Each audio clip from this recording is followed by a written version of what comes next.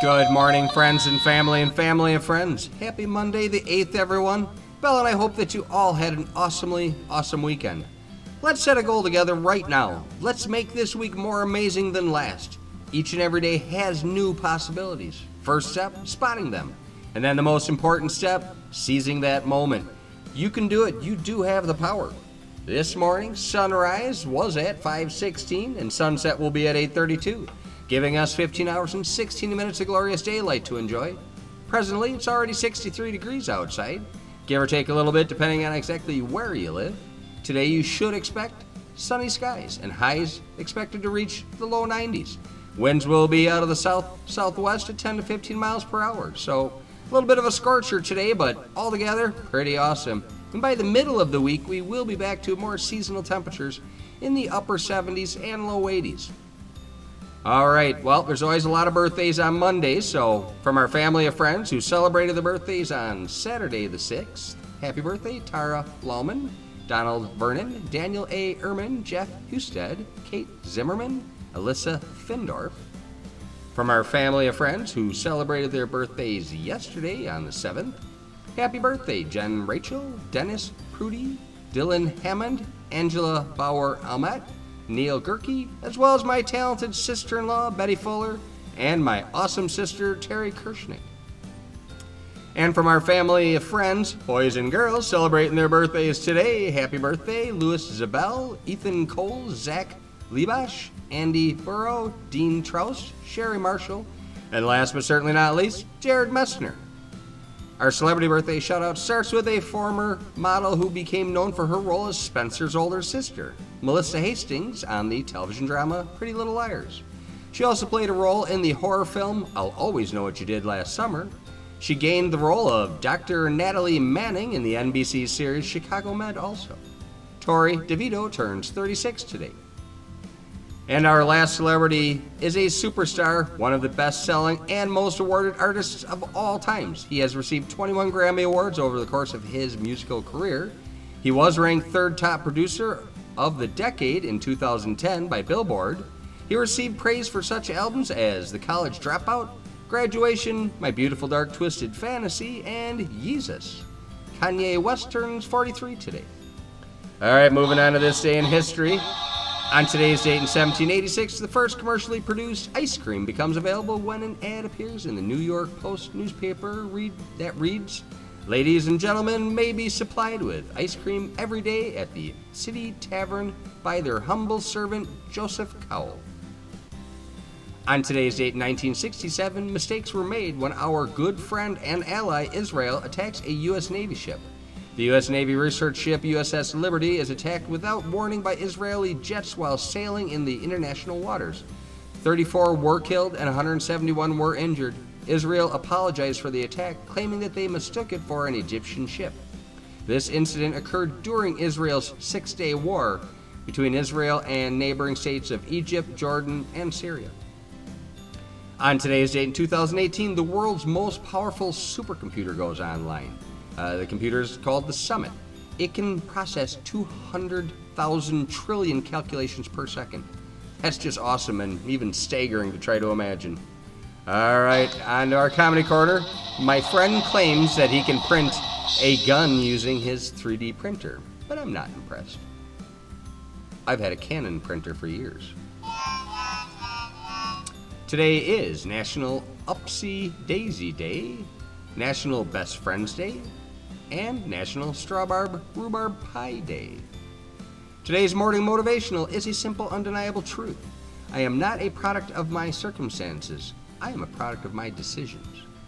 Remember, the decisions you make are your power, and they will help to determine and mold your future far more than the circumstances in your life. All right. Well, friends and family, a significant day came and went over the weekend. But we are going to circle back to discuss D-Day. It's one of those major events that led to the description of those who lived through it as the greatest generation. Heroes are not defined as fearless. They are those who act selflessly in the face of fear. These men and women define that sentiment, and we owe it to them to never forget their sacrifice. Our country has flaws and room for improvement, but it is an awesome place filled with awesome people and awesome potential when we work together. So let's dive in. The origins behind the D-Day invasion. Firstly, the D in D-Day does not stand for anything. It's just a name the military used when planning the event. The military started planning the details of the invasion before they knew the date when it would actually take place. A plan was needed in order to organize things like when troop ships would leave England or planes take off from airstrips. So they referred to the plan as D-Day. It was actually referred to as Operation Overlord during World War II, codenamed Operation Neptune. And today it's typically referred to as D-Day. It was the largest seaborne invasion in the history of mankind. So, what happened and why is it important? The D-Day invasion or Normandy landings were the landing operations of the Allied forces as part of Operation Overlord in World War II. The landings began on June 6 in 1944, and they marked the beginning of the liberation of German-occupied Western Europe from Nazi control. The invasion involved a series of military beach landings along the coast of Normandy and has since been known as the largest seaborne invasion in history.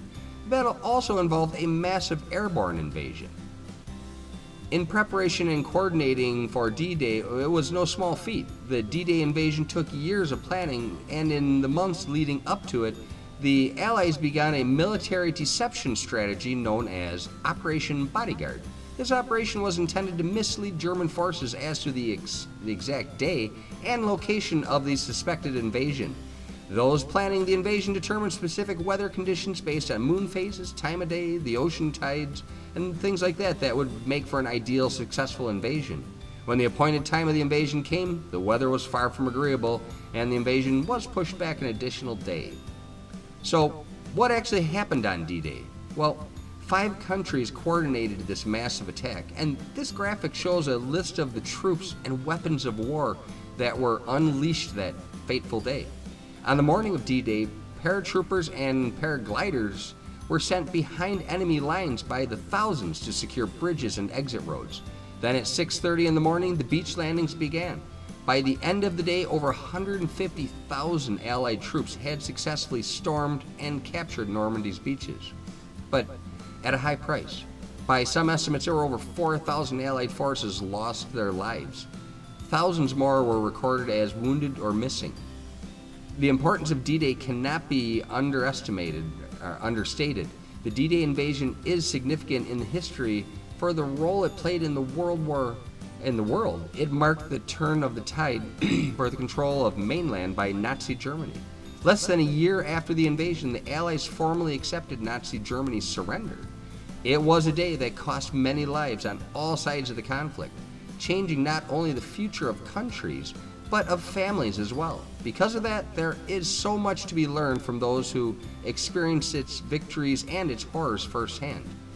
If we forget our history, it is likely that one day we will repeat the same mistakes.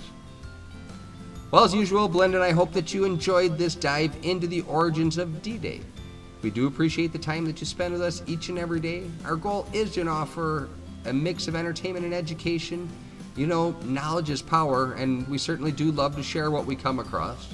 We're always here for you guys, and so make it a great day. Make it an awesome day. You have the power, and we'll talk soon. We're out here.